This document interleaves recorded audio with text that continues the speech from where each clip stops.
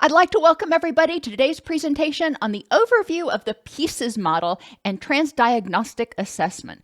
Now, that sounds really bloated, but it's actually really pretty, what's the word I'm looking for? Pretty simple.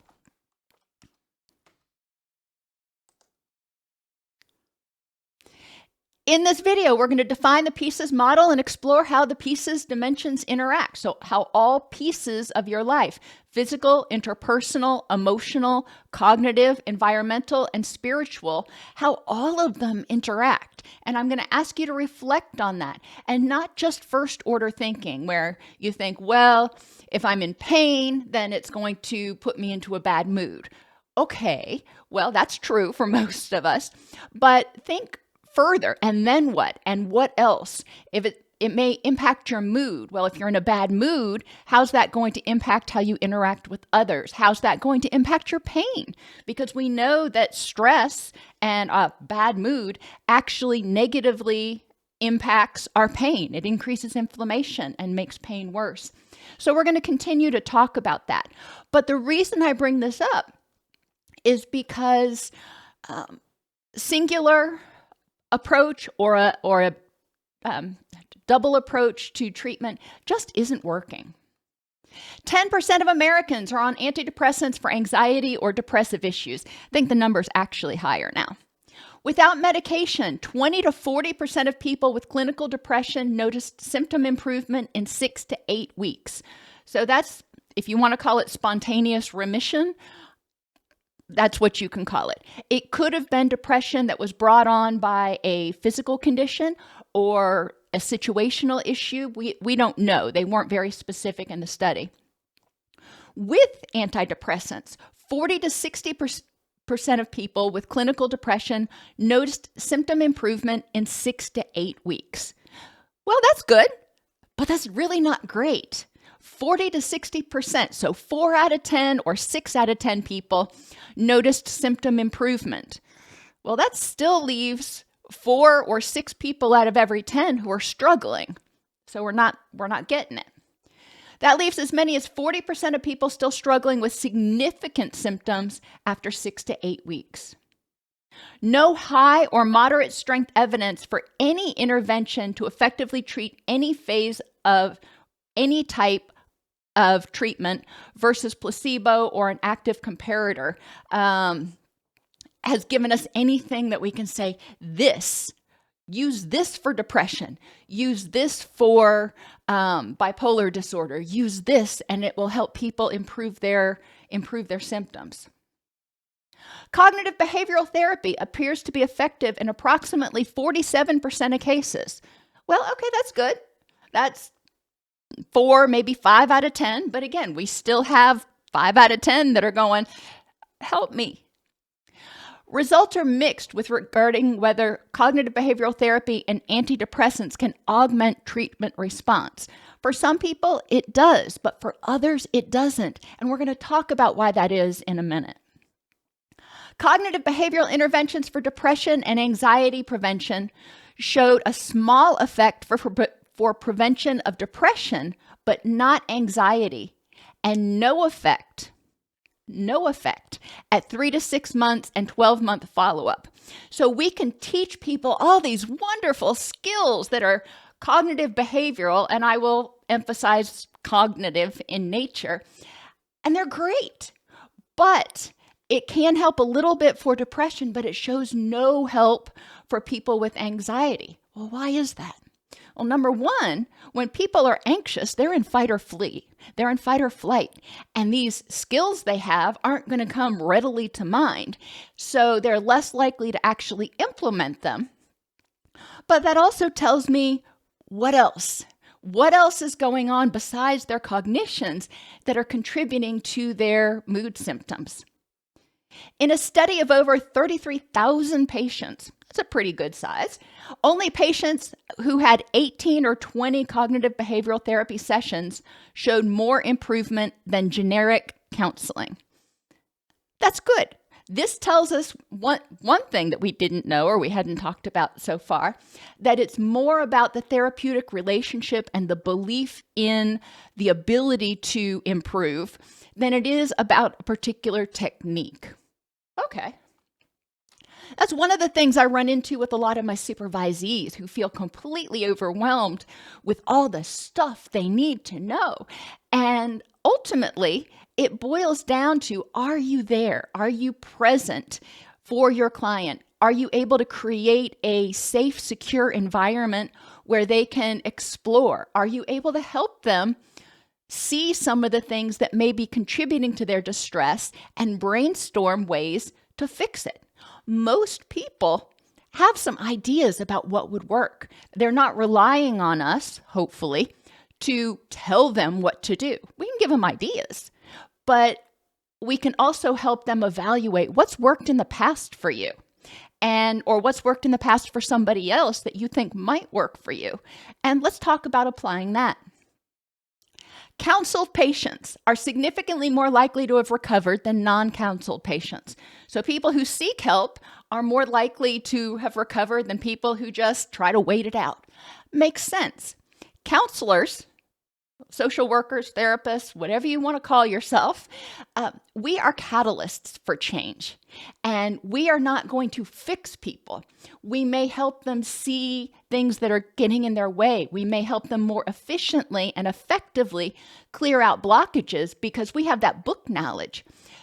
The client is the expert on themselves. And when we work together, we create a good team, and we also inspire hope and confidence and provide that support and encouragement that people need. Client outcomes are most often determined by client variables such as chronicity and severity of the issue. Well, if they've been struggling with this for all of their life, or if this is a particularly intense episode, then the outcome is going to be impacted. Their beliefs about their ability to change may be impacted by the chronicity and the severity. The impact of the condition, whether it's addiction or anxiety or depression or whatever it is, the impact of that on all the other pieces of their life is going to be more significant and more severe. Someone who has been, who qualifies as having a substance use disorder that is in the very early stages, that substance use disorder probably has impacted all pieces of their life, but only to a small extent, or maybe only one or two areas are significantly impacted. Once they have qualified as having a substance use disorder for 2, 3, 5 years, then the negative impacts of that problem have permeated and really intensified their damage in each of the pieces of their life. The complexity of symptoms also impacts client outcomes. Remember, I said before, we can do a lot of talk therapy. We can help people adjust their cognitions and look at their cognitive distortions and even do some trauma work. But if they've also got underlying autoimmune disorders, diabetes, chronic fatigue, cancer, hepatitis, other issues going on physically, or if they are homeless, if they are malnourished, there are a lot of other things that contribute to a person's sense of well-being and their symptoms. And the more things, more pieces of their life that are going poorly or have issues, the greater the complexity of the case. The wonderful thing about humans is if we start addressing one area, it generally has positive effects on all the other areas. And I say generally. We also need to remember Maslow's hierarchy. If the person's not getting their basic biological needs met, a lot of that other stuff just ain't important. So we do need to make sure that the person is at least getting their minimal biological needs met. Motivation is another thing that impacts the client's outcomes. If they are not motivated for change, then they're probably not going to do the work, and we can't change them. Nobody can change another person. Only that person can change themselves, their own behaviors. So we want to look at that. lack of motivation, and ask why. Are they feeling overwhelmed? Do they lack the skills? Do they not see a problem? Have they tried before and failed so they don't see the point? There are a lot of things that contribute to that word I hate so much, resistance or lack of motivation, that we need to address, because that lack of motivation is going to sabotage the person's efforts. And acceptance of responsibility for change. This is another big one. And Linehan says that we don't create our own problems, but we've got to change them. We've got to fix them a lot of times.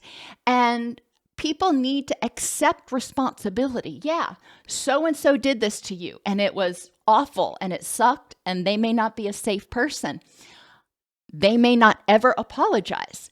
So whose responsibility is it to address the resentments that are keeping you feeling distressed and untrusting of other people? Is it their responsibility? No. Unfortunately, it's yours. Therapeutic change is less about talk therapy interventions and more about the patient's ability to maintain motivation and efficacy, a sense that they can do it, and the clinical team's ability to look multidimensionally at issues. So the PIECES method uses a transdiagnostic approach, which means many symptoms are common to multiple disorders. Think about low energy. How many things cause low energy? Just start naming them off. You've got depression, you've got grief, you've got sleep disorders, you've got thyroid problems, you've got blood sugar issues, chronic fatigue syndrome. And, I could go on, but we've got to move on for time's sake. If I see somebody who has depressive symptoms and I just say, oh, it's your thinking, I could be way off base. Maybe they're vitamin D deficient because it's been cloudy for 3 frickin' weeks and they're not getting vitamin D in their diet. I don't know. So it's important that we recognize all of the possible contributors to their symptoms and consider addressing them in a multidimensional, multidisciplinary fashion. There are many ways to address each symptom, and that's where we talk about trans-theoretical. If somebody is feeling depressed, they may want to talk about their feelings. They may want to address their cognitions. They may want to start exercising and trying to eat better to feel well. There are a lot of different interventions that people can use, and all of those have been shown to be helpful at improving depression. So we want to recognize that there is no one path to recovery. There is no one path to the end. We need to build on what the person believes will help them and what evidence shows will help them. As I mentioned, all the pieces: physical, interpersonal, emotional, cognitive, environmental, and spiritual. And when I say spiritual, I'm not talking about religion. I'm talking about their awareness of their values and their sense of connectedness to others in the world and acceptance by others and by themselves in the world based on their values. The PIECES method consistently looks at bi or multi-directional interactions.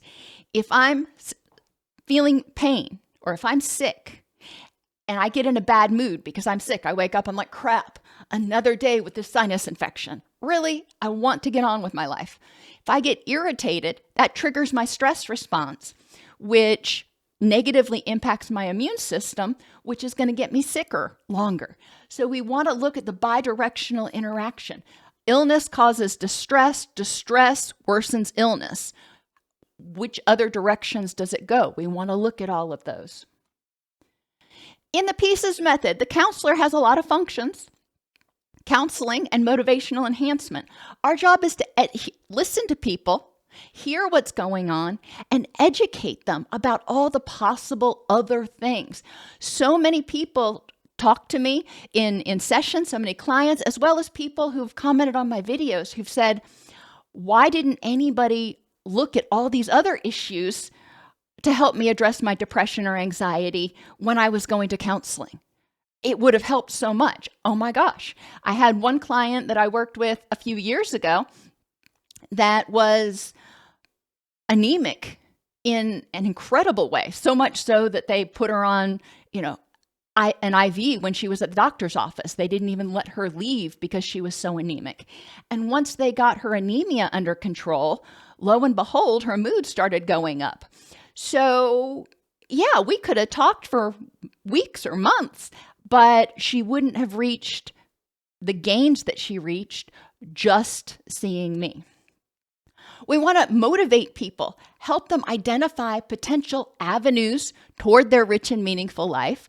We want to help use motivational interviewing to help them see why it's worth the energy and encourage them, help them recognize small steps, not just when I get to the end. Now, let's look at how much better do you feel today than you did yesterday or last week. Help them see that small progress. We want to connect people with multidisciplinary referrals. Their doctor. Always, if possible, get people to get a full workup with blood work to assess for some of those really basic underlying hormonal and nutritional issues.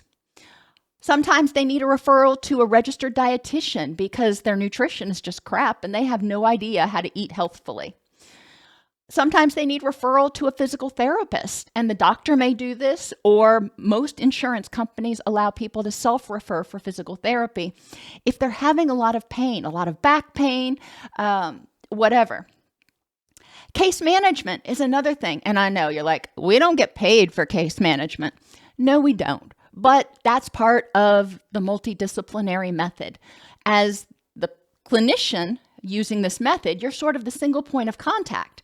So it's important for you to know which person the client's actually seeing, what their treatment plans are, and making sure that you're coordinating as needed. And it's our job to improve health and mental health literacy. We don't want to tell them, oh, this is the problem, this is a problem, this is a problem, do these things. Well, that's great, but what happens when they start having more problems? They don't know how to actually figure out what's going on. We want to teach them to fish, not give them a fish, as they say. To address all pieces of a person's life, we need to identify and address what's creating or maintaining imbalances in the nervous system that cause unnecessary dysphoria. Pain is a part of life. We're going to have distress. We're going to have bad days. That's okay.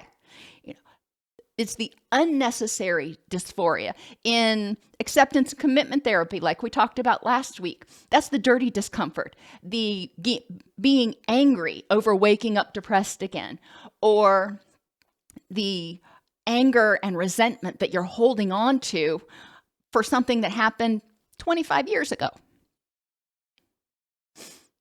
So physically, what do? We want to rule out organic dysfunction in the system. We're not doctors. We're not nurses for the most part. So we're probably going to do a lot of referring, but we can screen. And it's important to recognize that you have the ability to screen for problems. If the body cannot make or balance the neurotransmitters due to health, cognitive, or behavioral issues, then those things need to be addressed. So we're going to screen for HPA axis dysregulation. Does the person go from 0 to 250 like that? Do they feel like their emotions are just completely out of control? If so, that's a good sign that their HPA axis may be dysregulated. Are they feeling most of the time kind of flat and apathetic, but when they do get upset about something, they are enraged? Okay, again, good sign that the HPA axis may be dysregulated. Do they have poor health behaviors? What's their sleep like? I've done multiple videos on the impact of sleep, on ruminations, on the ability to think clearly, to problem solve, to regulate emotions. And just when you're sleep deprived, your stress response is in higher gear, which is not what most people with anxiety really want. So we want to screen for these poor health behaviors, which I call preventable vulnerabilities. If you've got an autoimmune disorder or chronic pain, you're not going to be able to completely prevent that. That's true. But if you've got chronic pain, we'll just go with back because a lot of people have back problems, and you are sleeping on a lumpy old 25-year-old mattress that, you wake up and you feel like you're sleeping on the floor. Okay, that may be a preventable vulnerability. You may be able to reduce the amount of pain you're experiencing if you get an ergonomically sound sleeping surface. There are over 30 hormones the body must construct to regulate the neurotransmitters. And there are over 100 neurotransmitters. No, we're not going to go over all of them. There are over 100 neurotransmitters the body must construct and balance in order to regulate your attention, your memory, your sleep, your circadian rhythms, including your hormone rhythms, feeding, heart rate, respiration, energy, motivation, mood, and more. Neurotransmitters have their little mitts in just about everything. So we need to make sure that the body factory is operating efficiently and effectively. Up to 95% of some neurotransmitters and hormones are made in the gut. Who knew? Well, hopefully you did, but it's important that we recognize the importance of gut health for people. This is not something we are going to prescribe any dietary changes or anything that's outside of our scope. We would refer to a registered dietitian. But if somebody is having GI issues, if they've got irritable bowel or chronic stomach aches or something, that's important information. If the body cannot produce or effectively regulate those hormones, people are going to have symptoms. HPA axis dysfunction and exposure to chronic or severe stress are critical components that increase the risk for developing addictions, stress-related physical illnesses, and more. If somebody emotionally dysregulates, if they have HPA axis dysfunction, and as a result of exposure to stress, maybe it's not even stressful anymore, but their nervous system already done made those changes. So they dysregulate when they get upset and they feel flat the rest of the time. How do you think that contributes to how they feel physically? How do you think that contributes to their ability to enjoy life? How do you think that contributes to their perception of the world or their desire to engage in relationships, their ability to trust people? Where do these breakdowns happen in the system? And this is another thing that I harp on in multiple videos. Our neurochemical system is not just as simple as, hey, if you don't have enough serotonin, take an SSRI. Well, that works for some people, but not for all. Why is that? Because it's a system. It's a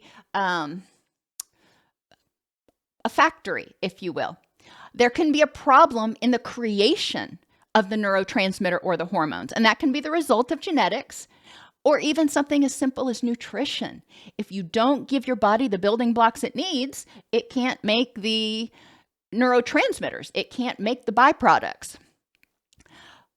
The release of the neurotransmitters into the system can also be a place where it gets hung up.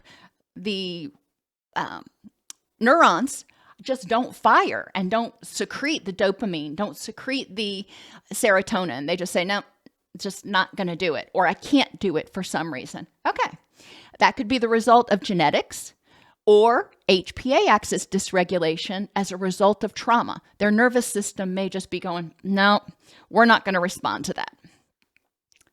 The availability of the neurotransmitters could be the result of genetics. Can the body even do something with it? And how long does it stay in the neurosynaptic space, the space between the secreting neuron and the receiving neuron? The receptor responsiveness. All right, well, it gets secreted, it's in that little space, then it needs to be picked up by a receptor. But if the receptors say, no, not going to do it, then we got a problem because it's not going to pass on the message. So, and receptor responsiveness is one of the issues we see in addiction, where people's neurotransmitters, including dopamine, but not just dopamine, have become desensitized, if you will. So when that neurotransmitter is in the synaptic cleft, the receptors don't pay any attention to it instead of taking it up and passing on the message. And then reabsorption. For some people, the neurotransmitter is released into that synaptic space, but it either sits there for too long, and then they end up with too much stimulation of the receptors, or more often, the enzymes that are responsible for breaking it down and cleaning it out of that synaptic cleft when it's done, they come in too quickly and they make that neurotransmitter disappear too quickly. And that's what the SSRIs do. The SSRIs say, hey, we don't want to reabsorb the serotonin quite that quickly, so we're going to leave it in that synaptic cleft a little longer, which is why they're called selective serotonin reuptake inhibitors.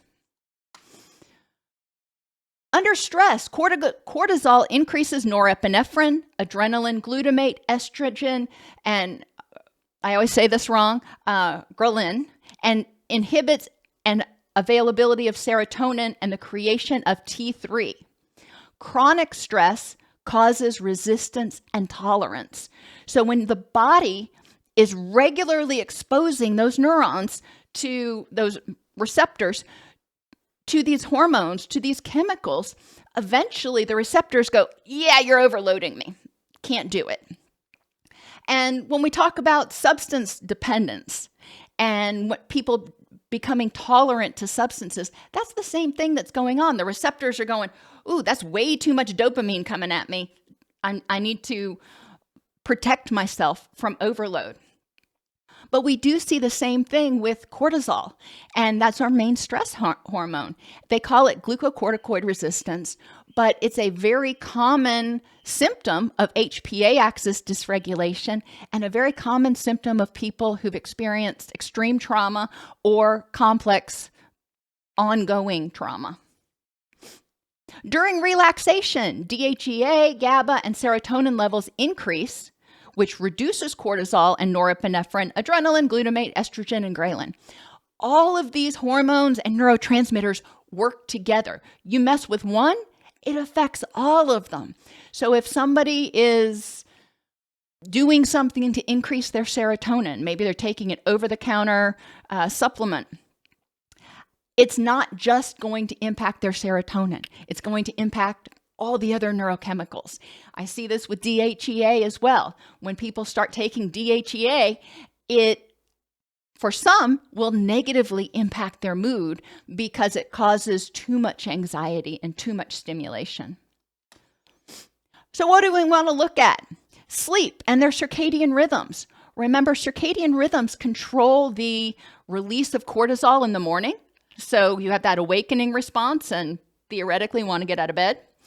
And then it declines throughout the day. It's at its lowest at night when you're getting ready to go to bed. When cortisol is at its lowest, that's when the brain says, oh, it's time to make melatonin. That's on a circadian rhythm. Your hunger and satiation hormones are on a circadian rhythm. Your sex hormones are on a circadian rhythm, on a hourly as well as a monthly circadian rhythm. We need to acknowledge this. We also need to recognize that nutrition is going to directly impact people's health and well-being. It's going to impact their gut health, and it's going to impact their ability to make neurotransmitters.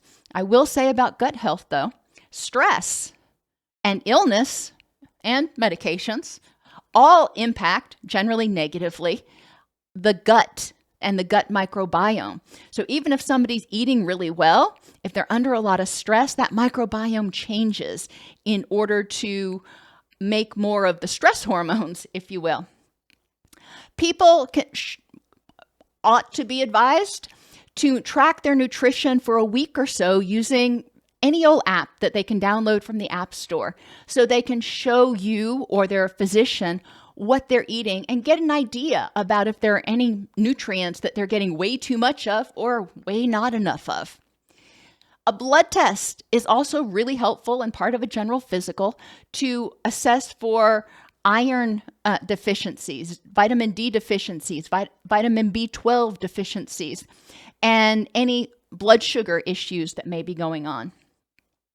Weight is another issue. And I know some people are going, we can't talk about that. Well, I'm sorry.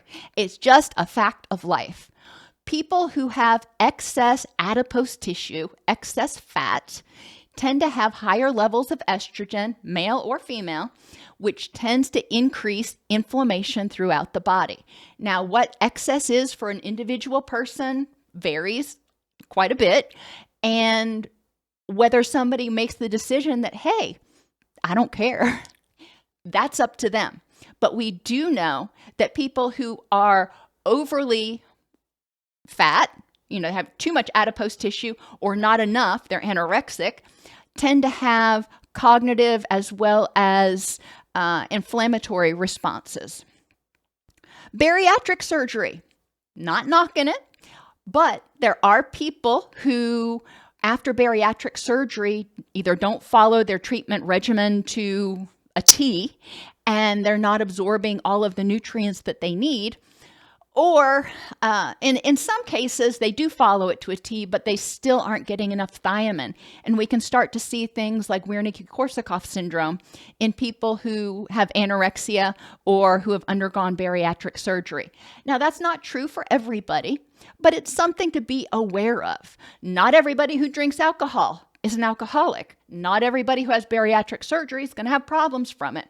But if they're in your office and they're presenting with symptoms, it doesn't hurt to ask and refer them back to their treating physician. Central weight gain is another sign of stress in a lot of people.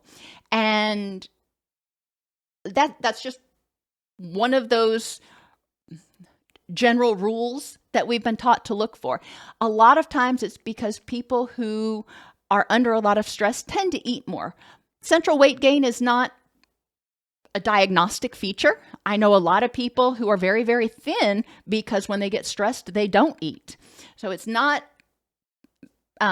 diagnostic, but it is a clue, especially if they tend to have a lot like right here, and they don't drink, which, this could also be caused by hepatitis, but I digress.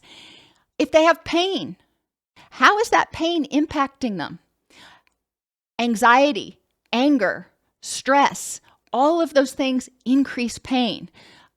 Depression is known to be associated with increased inflammation. So people who have pain tend to have poor mood. People who have poor mood tend to have more pain and a reduced pain threshold. We need to understand that. Help people use that as a motivating factor, but also help people figure out, okay, it's a fact of life right now. So how can I best be empowered to live with this pain? How can I minimize unnecessary pain? Exercise and sedentariness are also things that we want to look at. They say sitting is the new smoking. Not everybody wants to exercise. I get it. But we do know that sitting for too long and not being active tends to increase pain, increase achiness and stiffness, and it reduces oxygenation in the blood, which directly impacts mood and cognition. People's energy levels can be measured by thyroid tests, and imbalances in thyroid hormones can impact their energy levels. Poor sleep as a result of crappy sleep habits or sleep apnea or something else. All of those things can negatively impact energy. O2, lack of sufficient oxygen getting into the system, can also negatively impact energy. People who have cardiovascular diseases that have low oxygenation levels tend to have more cognitive and mood issues. Libido and sex hormones. When you're stressed, your body says, hey, not the time to reproduce. So if libido has gone down, then it may be an indication of stress.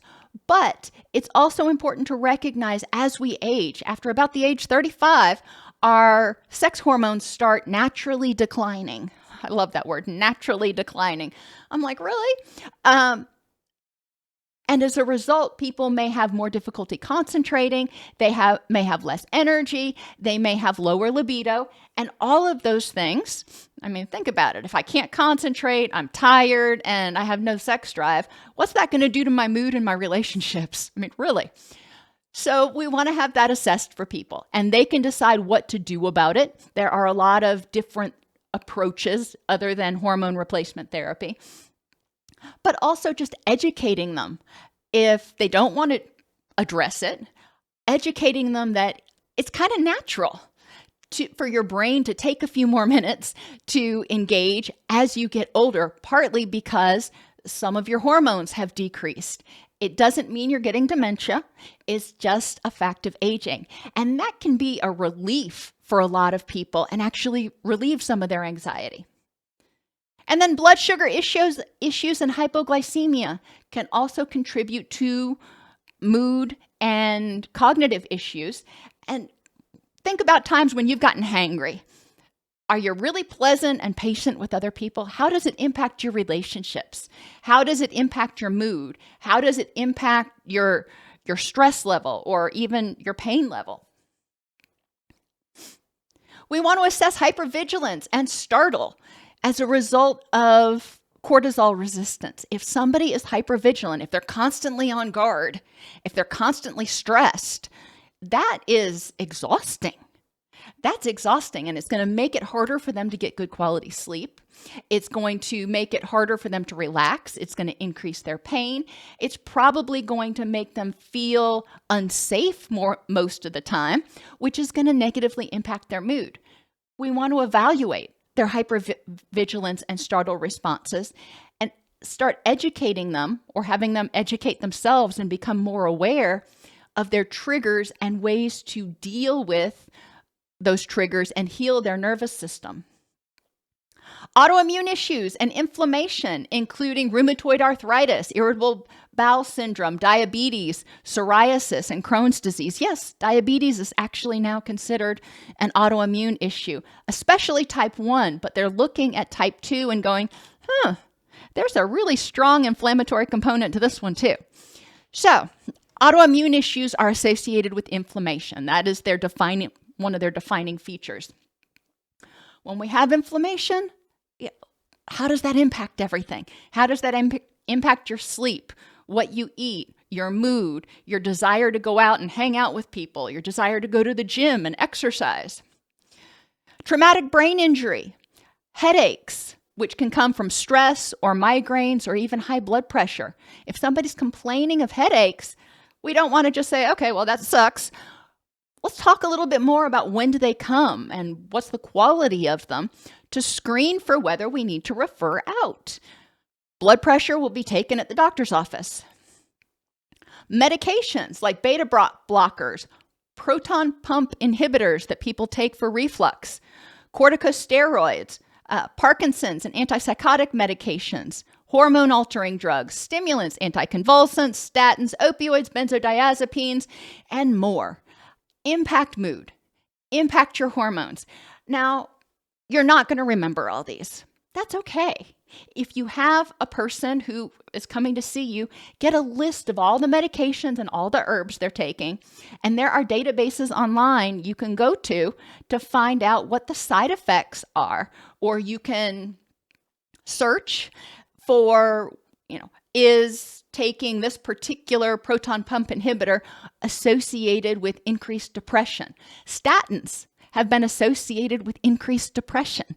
So doing your due diligence can also be helpful. Doesn't mean the person's going to come off the medications, but it can be, again, a relief and empowering for them to go, okay, well, now I know what's causing it and I can make a plan.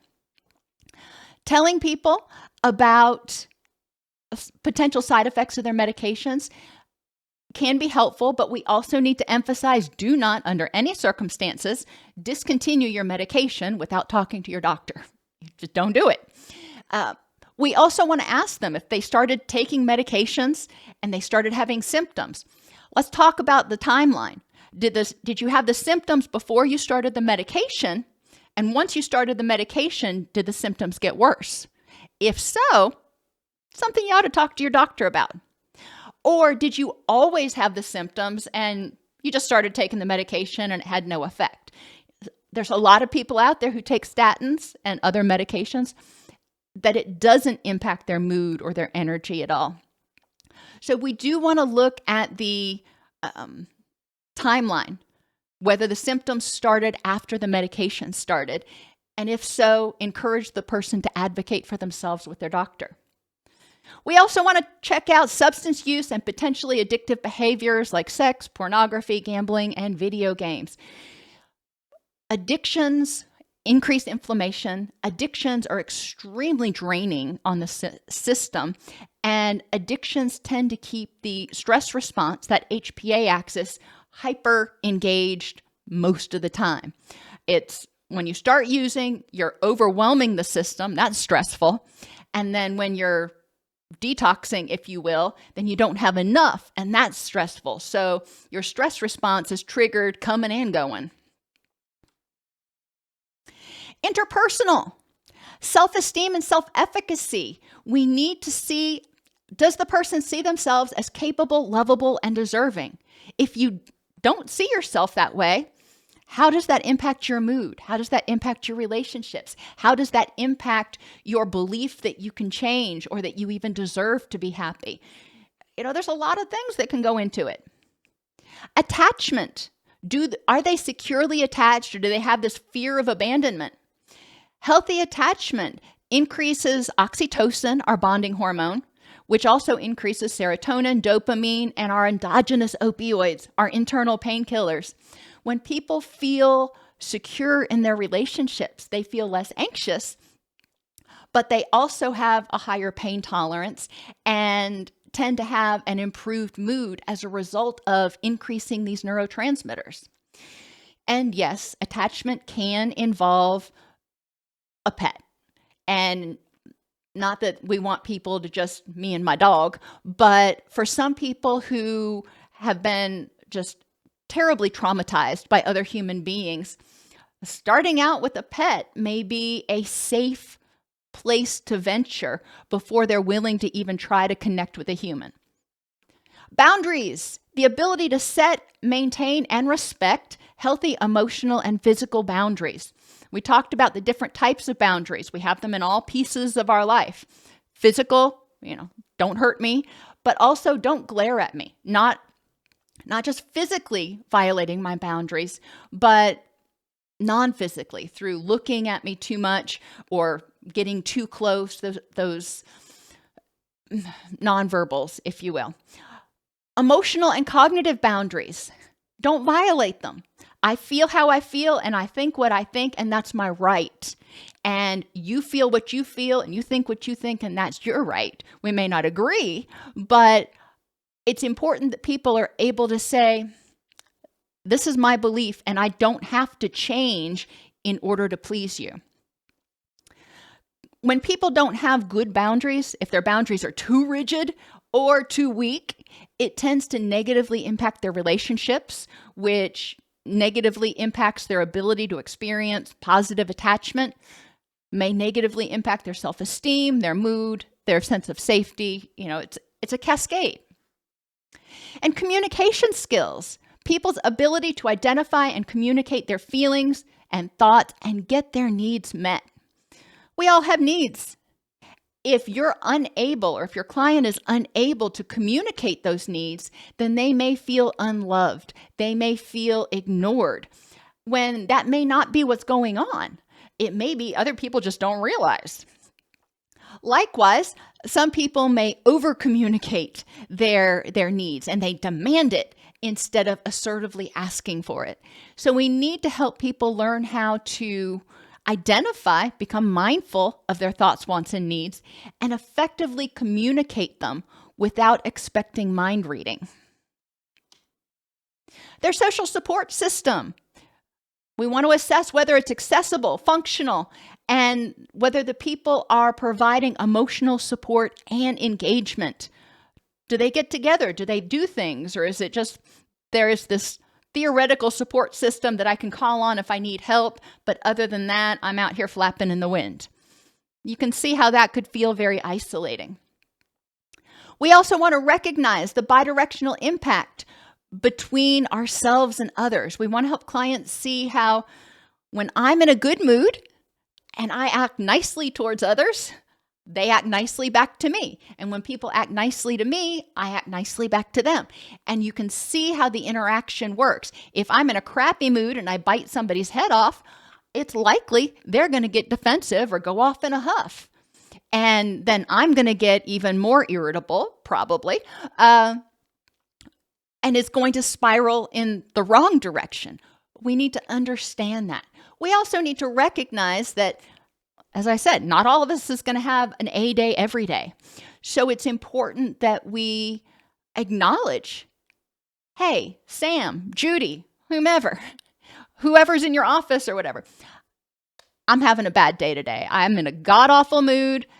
I apologize. I'm going to go to my office so I don't spread my nastiness everywhere. But, just letting you know, that's why I've got my door shut.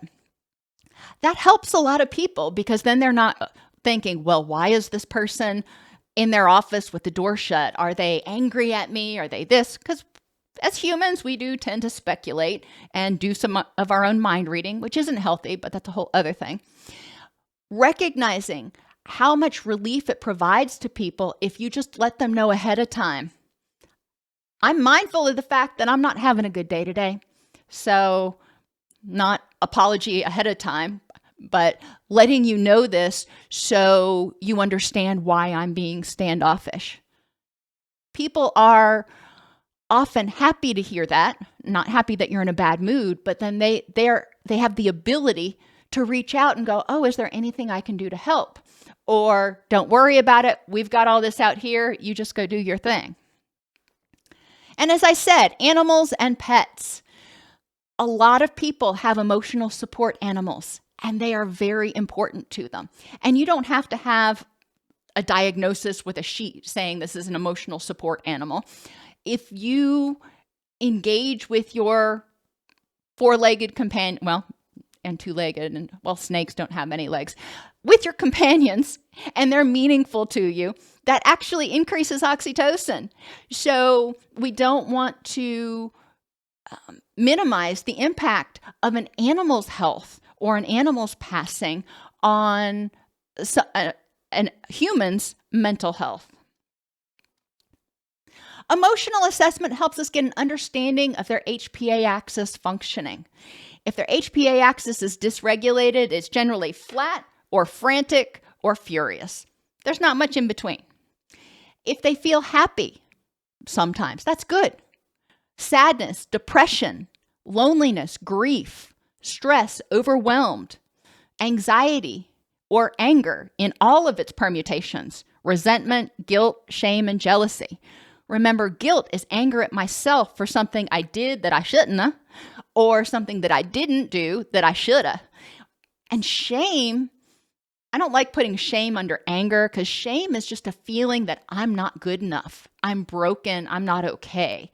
And that's different than guilt. And a lot of people use the word interchangeably, but we do need to address all of these feelings and identify what triggers these for you. Help people develop that emotional intelligence. Dysphoric emotions typically impair sleep quality, excite the stress response, that HPA axis, reduce pain tolerance, prompt cravings for high carbohydrate foods, disrupt relationships, and impact self-esteem. And I think most of us can look back on a time where we've been really depressed or had a period where we were just like super, super stressed out and recognize how it impacts all pieces of our life. We want to evaluate people's distress tolerance skills. Pain is inevitable. Are you able to tolerate distress when it happens? We want to evaluate their degree and frequency of dysregulation. How often do you lose it or spiral? Just in general, let's get a feel. What is their level of emotional intelligence? Do they understand the purpose and function of each emotion? Anger and anxiety protect us from a threat. Do they understand what their triggers are for each emotion that we listed on the last slide? Do they know what the symptoms of each emotion are for them? What does anger look like for you? What are your early warning signs of anger? What does depression look like for you? What are your early warning signs? Do they have strategies to tolerate and respond to each emotion? And are they good at problem solving? When you get anxious or angry or whatever, how do you solve that problem? You're feeling that way about something, so what steps do you take? Dopamine, norepinephrine, serotonin, oxytocin, and estrogen imbalances can all cause cognitive dysfunction. When any of the neurotransmitters or hormones gets out of whack, it can cause difficulty thinking clearly and brain fog. Cognitions or thoughts that are based on inaccurate or outdated schema often contribute to feeling unsafe and powerless and result in trauma-based responding. Schema are formed based on our prior experiences to help us anticipate in similar situations in the future what's going to happen. But those situations are not always, and usually aren't, exactly the same, so the schema aren't 100% accurate. And sometimes your interpretation of what happened may not be the same way you would interpret it now as a 20-year-old versus as a 10-year-old. Cognitions can cause biological, emotional, and behavioral changes, which throw hormones and neurotransmitters out of balance and impact all pieces of your life. And I alluded to this before. When you have negative Ned, think about what his life is like. His relationships, his mood, his pain, his immune system, his ability to get good sleep. You know, he's cranky all the time. He may drink a few beers to help him calm down enough to get to sleep. Negative Ned really struggles to get through the day. Positive Pete, on the other hand, and I'm not talking about just toxically positive, but positive Pete that uses good cognitive skills tends to feel safe and empowered. How does that impact all of the pieces of his life? Cognitively, we want to assess functioning and contributing factors. How are people's attention, concentration, and memory? Just because it's crappy doesn't mean they've got dementia. It could mean they're not sleeping well. Poor sleep leaves adenosine in the brain, which leads to brain fog. When you've got a new baby at home, you're not going to get good sleep, which means you're going to have brain fog. If you're going through chemotherapy, it causes brain fog. So we do want to evaluate other things that may be contributing to it. And what are people's skills in terms of problem solving? Some people are great at it. Some people have no idea. They're like, I got this problem. I don't know what to do. I've never developed those skills. We want to assess their cognitive stress triggers, their negative attitudes and perceptions. These are generally based in prior experiences that were traumatic. Their hardiness, their ability to be resilient and bounce back, or their lack of. Do they feel safe and empowered or unsafe and powerless? Their locus of control, too much or too little, both are problematic. Some people believe they can control everything, which we know ain't the case, which leads them to feeling disillusioned and like a failure when they can't control everything. Some people feel like they can control nothing, which again leaves them feeling very powerless and unsafe in their current situation because they're just a victim of circumstance. We want to address their cognitive distortions. We have entire videos on that for a reason, because people's unhelpful thinking styles tends to contribute to distress. We want to assess their negative self-talk and their time management skills. Oh my gosh, how much stress are you under if you have poor time management skills? Environmentally, we want to look at, do they feel safe?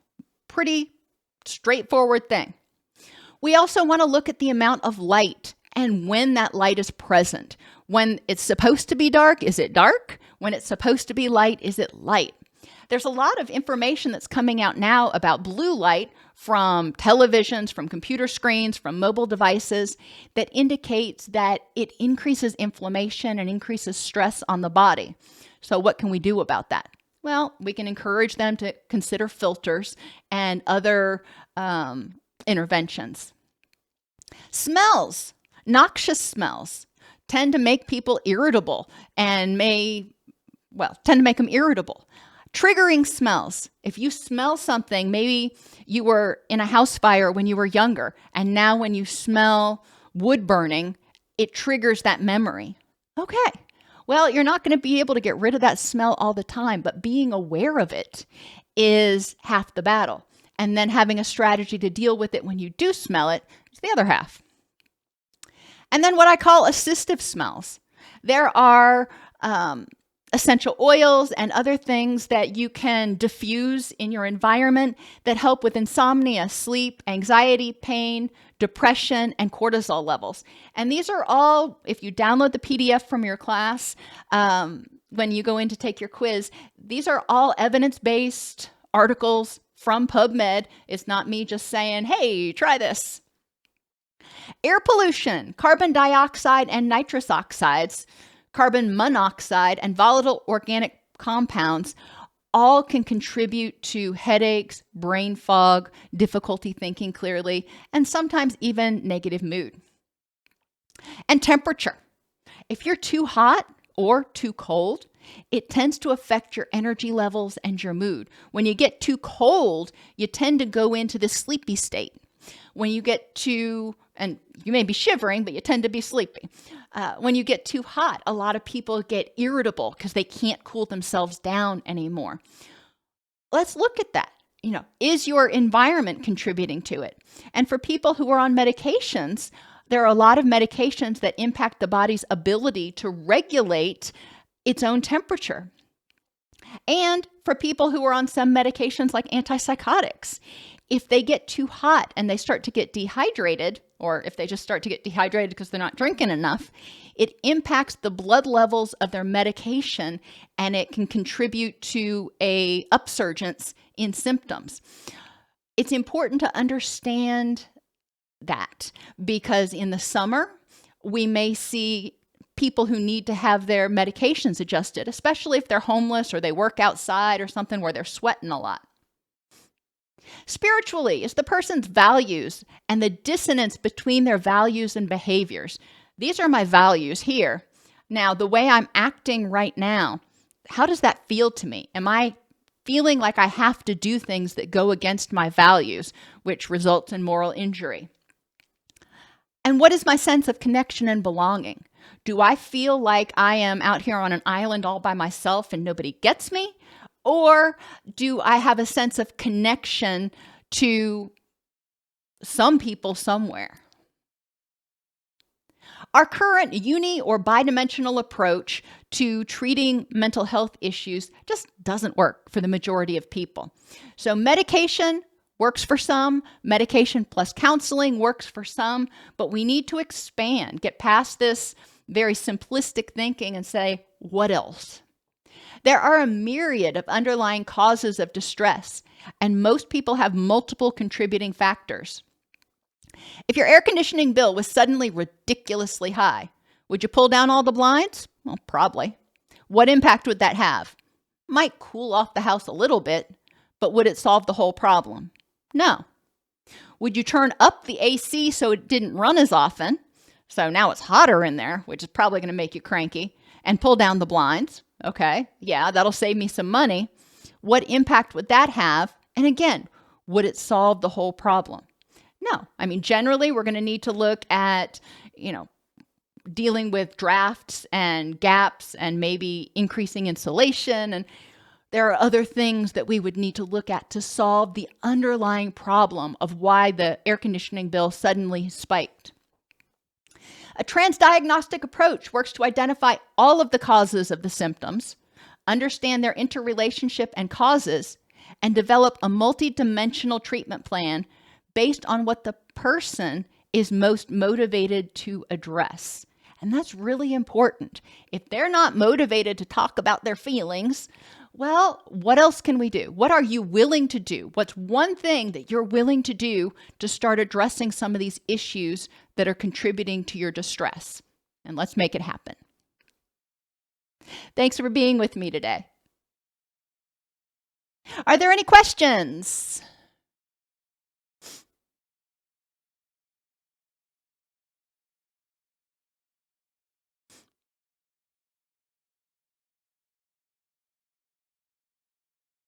Well, Phoenix, I'm glad it was a really productive session for you. And I do have a lot of other videos that go granularly into some of these things, like addressing inflammation, hormone issues, sleep, nutrition. So I'm not sure what issues you're specifically saying that I've touched on, but there are a lot of shorter videos that may be useful for you.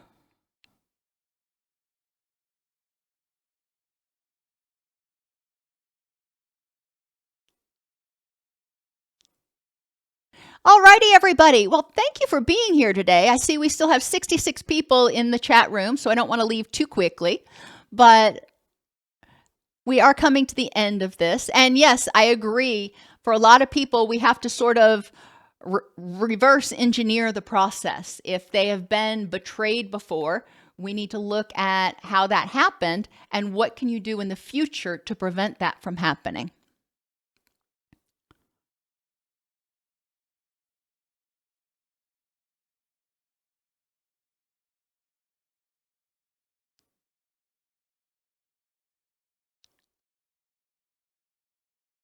Alrighty, everybody. I'm not seeing any questions, so I am going to log off for today, and I will see you next Wednesday at the very latest, and we'll do it again.